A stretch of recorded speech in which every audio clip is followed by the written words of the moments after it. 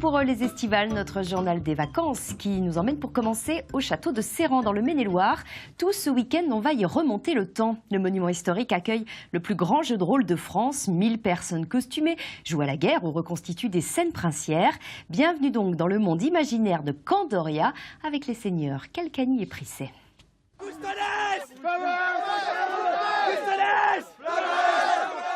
Des soldats en armure, des pirates et même des morts vivants. Sur l'île de Candoria, on mélange les genres et on croise les armes pour conquérir de nouveaux territoires. L'imaginaire sert de défouloir au quotidien. Dans la rue, je suis électricien. C'est beaucoup moins glamour. Ça permet justement de s'évader un petit peu de la vie quotidienne. Ah oui, ouais, complètement. Et puis, il n'y a pas de risque. On est en sécurité, il y a des arbitres tout le temps, c'est des armes en mousse.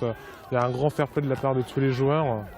Et justement, ouais, c'est pas mal. Ouais. Pour s'évader, au moins pendant 3 jours, on se dit, voilà, on est autre chose, on incarne quelqu'un. Ouais, c'est des petites vacances. Hein. C'est du latex, hein, c'est fait pour qu'on puisse frapper sans souci. Faut quand même faire attention. Il y a quelques règles à respecter, on frappe pas à la tête, on frappe pas en pointe, pas trop fort, et pas les parties sensibles.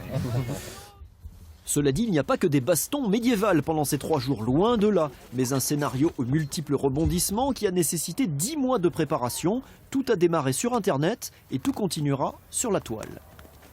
Il y a un relais informatique via Internet où les gens vont continuer en ayant ici récolté des richesses et des ressources, à faire évoluer leurs fiefs, à entretenir des jeux diplomatiques entre les différents fiefs des gens. Et quand ils vont arriver l'année prochaine, il y aura la résolution aussi de toutes ces actions menées par eux pendant 1 an par la partie joueur. Mettez-vous sur le côté! Sniff, le 2e épisode de cette saga Candoria s'achève donc ce week-end, mais ouf, les fans sont rassurés, le 3e volet est en préparation, il se déroulera dans le même espace-temps. De magique!